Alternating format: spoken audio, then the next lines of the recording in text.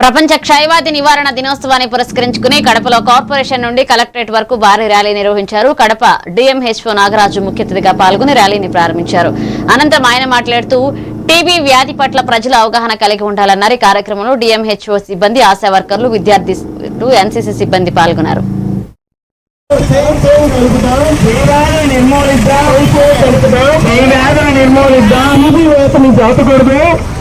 ఓడించాలి TB వ్యాధిని దాచకూడదు, ఓడించాలి TB వ్యాధిని దాచకూడదు, ఓడించాలి TB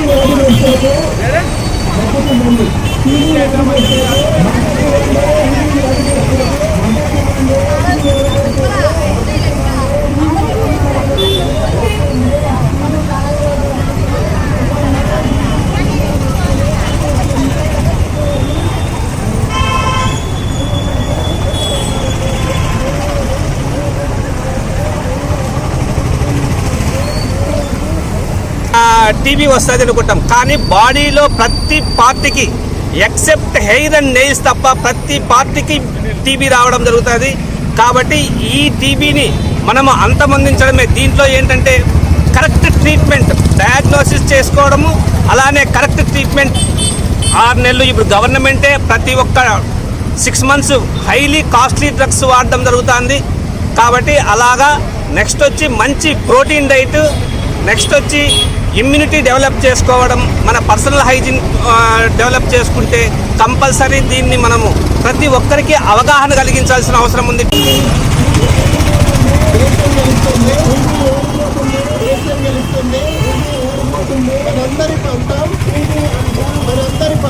వరాలు పెంచిన దగ్గు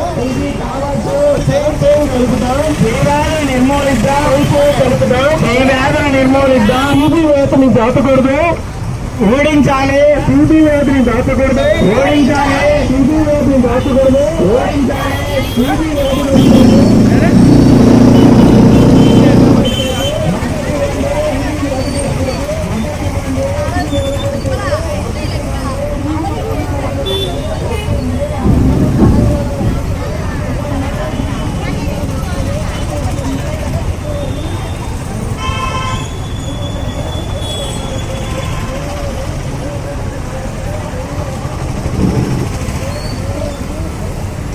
టీబీ వస్తుంది అనుకుంటాం, కానీ బాడీలో ప్రతి పార్టీకి ఎక్సెప్ట్ హెయిర్ అండ్ నెయిల్స్ తప్ప ప్రతి పార్టీకి టీబీ రావడం జరుగుతుంది.